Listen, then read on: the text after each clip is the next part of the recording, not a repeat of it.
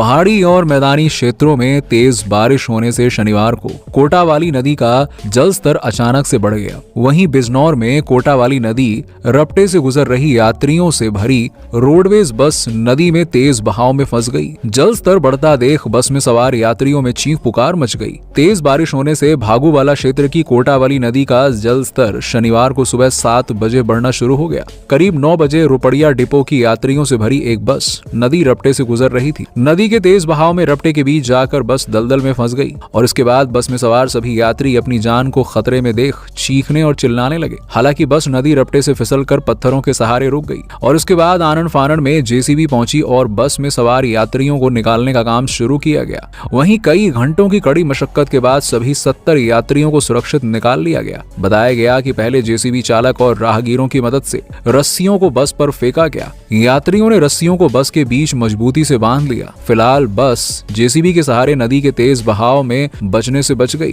कोटावाली नदी का रपटे पर जिस समय जल स्तर बढ़ा उस समय कोई भी पुलिसकर्मी तैनात नहीं था। यदि पुलिसकर्मी तैनात होते तो बस को नदी रपटे से पानी के तेज बहाव के बीच आवागमन करने के लिए रोका जा सकता था। एसपी ने कावड़ यात्रा को देखते हुए पुलिस को रपटे के दोनों ओर तैनात रहने के निर्देश दिए थे। रेस्क्यू ऑपरेशन के बाद जब दरोगा लापरवाही को लेकर चालक परिचालक को खरी खोटी सुनाने लगे तो रोडवेज के कर्मचारियों ने इसका विरोध किया, जिसको लेकर पुलिस और रोडवेज के बीच में नोकझोंक हो गई। रोडवेज कर्मचारियों का आरोप था कि खतरे की संभावना को लेकर पुलिस ने सड़क पर बैरिकेड्स क्यों नहीं लगाए थे। साथ ही आपको बता दें कि कोटावाली नदी का पुल कई साल से दरार आने के कारण खराब है और इस कारण पुल पर केवल हल्के वाहन ही गुजर सकते हैं। लोगों का कहना था कि 2 राज्यों को जोड़ने वाले पुल खराब होने से काफी समस्याओं का सामना करना पड़ रहा है। राहगीर प्रमोद बनवारी का कहना है कि धार्मिक नगरी हरिद्वार का पुल क्षतिग्रस्त होने से कावड़ियों को भी परेशानियों का सामना करना पड़ रहा है। यही नहीं, बीते 24 घंटे में भारी बारिश के कारण अलग अलग राज्यों से तबाही की खबर आ रही है। अब ताजा खबर जम्मू कश्मीर के डोडा जिले से आ रही है, जहां भारी बारिश के कारण डोडा जिले के चिरल्ला क्षेत्र में अचानक से बाढ़ आ गई,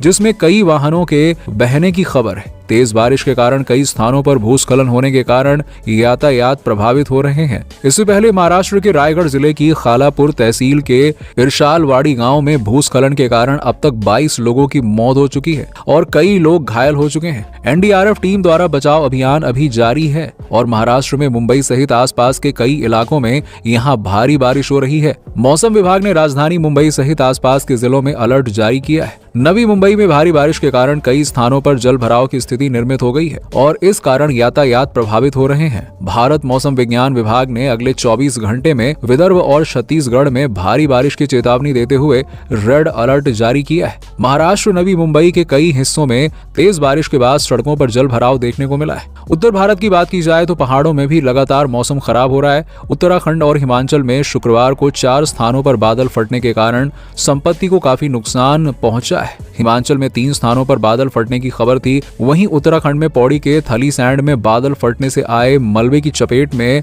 आगर गौशाला और 8 छोटी पुलियां बह गई। जी हां, और उत्तराखंड में भारी बारिश के कारण भूस्खलन के बाद यात्रियों की परेशानी बढ़ गई है। यमुनोत्री और बद्रीनाथ मार्ग कई घंटे बंद रहे और मिली जानकारी के मुताबिक फिलहाल यमुनोत्री में 200 से ज्यादा तीर्थ यात्री अलग अलग स्थानों पर फंसे हुए हैं और 200 से अधिक गांवों का संपर्क जिला मुख्यालय से कटा हुआ है। कटरा में माता वैष्णो देवी के महत्वपूर्ण बैटरी कार मार्ग पर तड़के फिर से भूस्खलन हुआ। 40 से 50 फीट मार्ग क्षतिग्रस्त होने से इसे श्रद्धालुओं की आवाजाही के लिए बंद कर दिया गया। मौसम विभाग ने 25 जुलाई तक मौसम के मिजाज इसी तरह बने रहने की संभावना जताई है और मौसम विभाग के मुताबिक देश के तटीय राज्यों में शनिवार को भी भारी बारिश देखने को मिल सकती है। ओडिशा, तेलंगाना, महाराष्ट्र और कर्नाटक के तटीय तटों पर अगले कुछ दिन भारी बारिश की आशंका जताई गई है। पहाड़ी राज्यों में बारिश को लेकर मौसम विभाग ने अलर्ट जारी कर दिया है और तीर्थ यात्रियों को सावधानी बरतने की सलाह दी गई है। साथ ही आपको बता दें कि असम में हर वर्ष की तरह ही इस बार भी बाढ़ आफत बनकर टूटी है।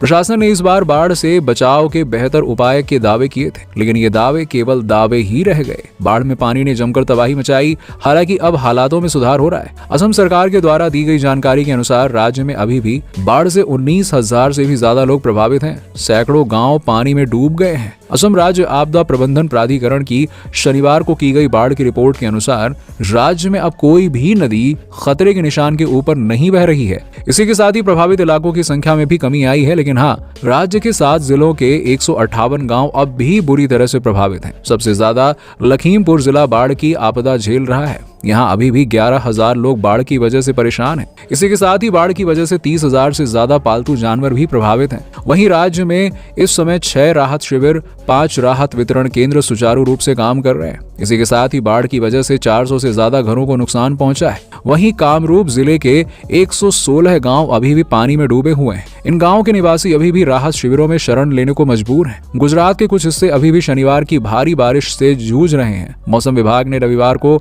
ऑरेंज अलर्ट जारी किया, जिसमें सोमवार को राज्य के विभिन्न जिलों में भारी से बहुत भारी बारिश की चेतावनी दी गई है। रविवार को जूनागढ़ में बाढ़ का पानी कम होता दिख रहा था। एक दिन बाद भारी बारिश के बाद जिले के कई निचले इलाके जलमग्न हो गए। अधिकारियों ने बताया कि जिले में 3,000 से अधिक लोगों को सुरक्षित स्थानों पर पहुंचाया गया और सबसे बुरी तरह प्रभावित जूनागढ़ शहर में शनिवार को केवल 12 घंटे में ही 241 मिलीमीटर बारिश हो गई। जूनागढ़ के जिला कलेक्टर अनिल राणा वासिया ने कहा है कि शहर के कई इलाकों में पानी कम हो गया। हमारा मुख्य ध्यान अब शहर में स्वच्छता की ओर है। जूनागढ़ शहर में लगभग 600 सफाई कर्मचारी हैं और हमें अन्य जिलों से 400 अन्य कर्मचारी मिल रहे हैं। इसीलिए आज हमारा ध्यान शहर को साफ करने पर है ताकि सामान्य स्थिति बहाल हो सके। राज्य भर में भारी बारिश के कारण 2 राष्ट्रीय राजमार्ग, 10 राज्य राजमार्ग और 30 ग्रामीण सड़कें बंद हो गई हैं। केंद्रीय गृह मंत्री अमित शाह ने गुजरात के मुख्यमंत्री भूपेंद्र पटेल को फोन किया और स्थिति का जायजा लिया था। बात करें भारत की राजधानी दिल्ली की, तो आपको बता दें, दिल्ली एनसीआर में पिछले कुछ दिनों से बारिश नहीं हो रही है। मौसम पूरी तरह से साफ है। हालांकि यहाँ से बाढ़ का खतरा अभी टला नहीं है। हथनीकुंड बैराज से लगातार पानी छोड़े जाने के चलते एनसीआर में एक बार फिर से बाढ़ की स्थिति बन सकती है और 21 जुलाई यानी कि शुक्रवार की शाम यमुना नदी का जलस्तर खतरे के निशान को एक बार फिर से पार कर गया। फिलहाल आज सुबह 9 बजे से यमुना खतरे के निशान के नीचे बह रही है और प्रशासन ने लोगों को यमुना से दूर रहने की सलाह दी है।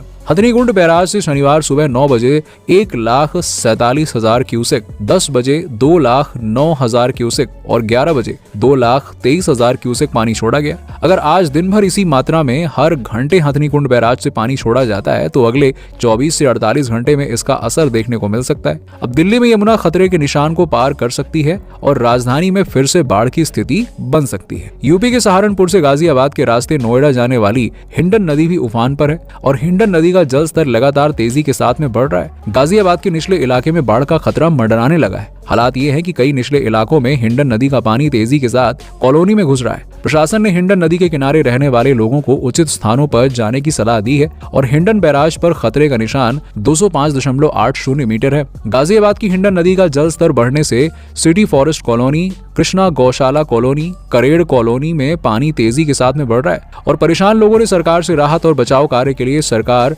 एनडीआरएफ और सिंचाई विभाग की टीमें भेजने की गुजारिश की है। तो क्यों दोस्तों, बाढ़ के इस कहर के बारे में आपका क्या कहना है? आपके इलाके में क्या स्थिति है? जरा नीचे कमेंट सेक्शन में कमेंट करके बताइए और इसी तरह के इंटरेस्टिंग वीडियोस के लिए हमारे चैनल को सब्सक्राइब करना बिल्कुल ना भूलें। चलिए मिलते हैं आपसे।